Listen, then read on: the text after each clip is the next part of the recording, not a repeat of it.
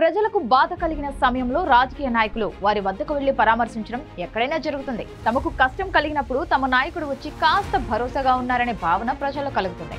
అందుకనే మొన్న జగన్ రెడ్డి కూడా విజయవాడ వరదల సమయంలో పులివెందుల నుంచి వచ్చి విజయవాడలో బురద నీళ్లలో దిగి షో చేశారు. చంద్రబాబు రాత్రింబవళ్లు వరద నీటిలో తిరుగుతూ ప్రజలకు ధైర్యం చెబుతుంటే క్రెడిట్ అంతా ఆయనకు వెళ్లిపోతుందనే ఉద్దేశంతో జగన్ రెడ్డి హుటాహుటిన వచ్చి ఫోటోలకు పోజులు ఇచ్చారు. సాధారణంగా గెలిచిన నాయకుడే కాదు, ఓడిన లీడర్ కూడా ప్రజలను పరామర్శించేందుకు వస్తారు. కానీ గుడివాడలో మాత్రం అలా జరగలేదు. గుడివాడ టీడీపీ ఎమ్మెల్యే వెనిగండ్ల రాము నియోజకవర్గంలో లేకపోయినా సరే ప్రజలతో శభాష్ అనిపించుకుంటుండగా కొడాలి నాని లోకల్ గా ఉండి కూడా బాధితుల వద్దకు వెళ్లడం లేదు.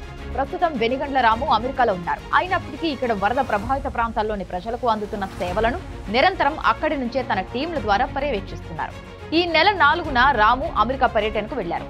ఇది ముందస్తుగా నిర్ణయించుకున్న షెడ్యూల్ కావడం, పైగా ఆయన వెళ్లే సమయానికి వరద ప్రభావం లేకపోవడంతో ఆయన అమెరికా వెళ్లాల్సి వచ్చింది.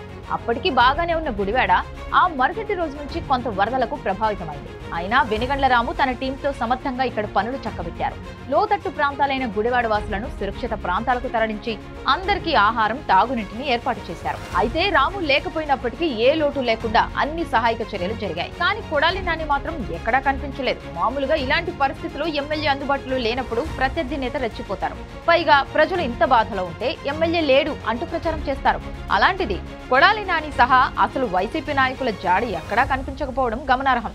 వరద ప్రభావిత ప్రాంతాల్లో కూడా ఎవరూ వైఎస్ఆర్సీపీ నాయకులు సహాయక చర్యలు చేపట్టలేదు. మరి కారణాలు ఏమైనా కొడాలి నాని బయట కనబడితే జనాలు రాళ్లతో కొడతారనే ఉద్దేశంతోనే ఆయన బయటకు రాలేదని అంటున్నారు.